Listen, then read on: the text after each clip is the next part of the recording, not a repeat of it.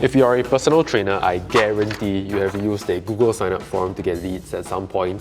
Maybe you're still using one now. You put it in your Instagram bio and say, click below to work with me. And oftentimes you get no responses. In this video, I'm going to show you a more reliable way that brings leads to you like a magnet. But why should you listen to me? Well, unlike every other guru online, I'm not promising you a 100k a month. I'm just a PT that got good enough at marketing to leave the gym floor, go fully online, and more importantly, having the freedom to earn an income from anywhere. And I want to help you do the same by going online. So you can ditch your evening sessions to spend more time with your kids and go on holiday without worrying about losing income. So without further ado, let's get started with the video.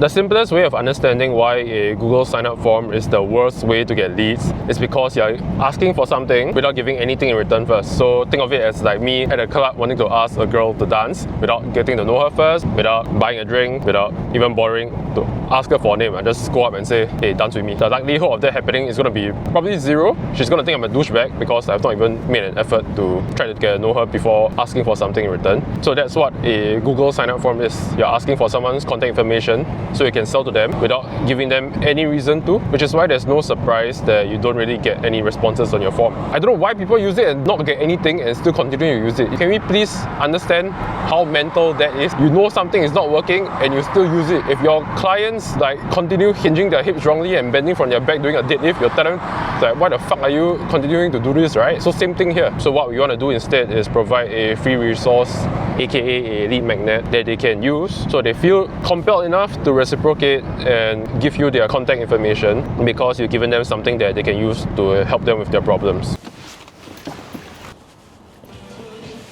Can I get a skinny flat white here?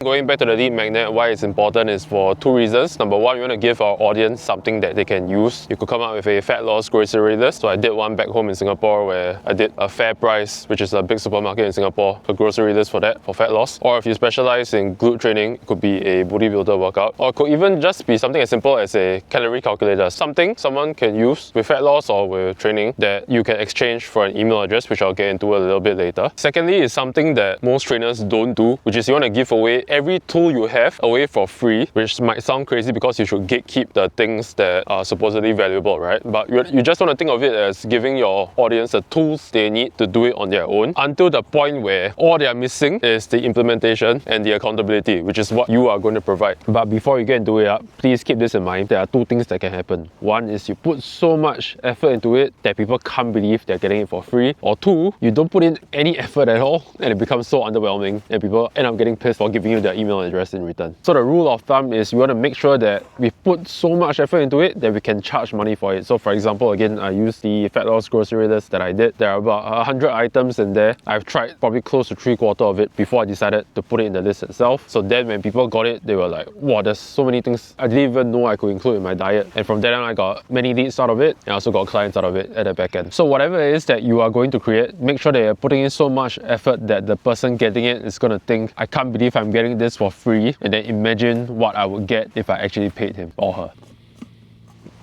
So now we need to talk about how you're going to deliver the free resource, so basically the format in which you're going to create it. Honestly, in the world of AI, right, I recommend going in the opposite direction and going analog instead. So I'm talking about things like Excel sheets, Google documents, PDFs. For example, like the NTUC list I created, it was a Google Sheets, there were different tabs. It looks very basic, but again, because of AI, now everything looks so overly curated. I think using something old school could make a comeback. A couple other ways are like a private YouTube video where the person can only watch if they have the link. If you prefer talking or explaining something over video, then if you want to use AI, what you can do is ask Claude to create an AI generated site. It will give you a file, like a HTML file. So for example, let's say you wanted to create a late night fat loss snacks list. So you could put in the list of items into Claude or give it a prompt and say, okay, I want to create a site that I can host on something like TinyHost, which is a website hosting platform. Then by the time you get a file, you just need to upload it on TinyHost, which you can upload one for free. I believe. Pick one that you feel is easiest to do first. At this point, I would say it's more important to lower the barrier to entry in creating something. Then depending on what the take-up rate is like or the feedback that you perhaps might get, then you can change and edit from there. But I would say just start first. Don't think too much about making it look really nice, because ultimately what is important is what's in it, the information that's only going to come from you. AI can't come up with that. If you use AI for that, you are proving AI knows more about you than the subject you are talking about. Then lastly, if you can do this, it will be a bonus, which is to give it a catchy name so it'll be more memorable. Like instead of calling it a glute workout, which is very boring, generic, anyone can say it, call it a booty builder. Or if you want to add a subtext to it or a subheading to make it more interesting, you could say something along the lines of, the workout you need to build an ass so big that your ex-boyfriend's gonna get jealous. Something like that. You just want to make it sound too generic. We basically want to kind of name it in a way that speaks to your personality a little bit. People are likely going to remember it a lot more because people don't remember what you helped them with, they remember how you made them feel. So that's one thing we want to think about. TLDR of all this is to give first, then ask. The more we can accept that people appreciate effort and they're willing to reciprocate over time, and that we are willing to put in the effort to make the first move and give something first, the quicker we can earn their trust over time. If you want to know how you can do this step by step, there'll be a link in the description for a free course on how you can set this up, including whatever we talked about. All I ask in return is for your email address, which is basically what we talked about. So time to ditch your Google sign up form and get to work. Okay, bye.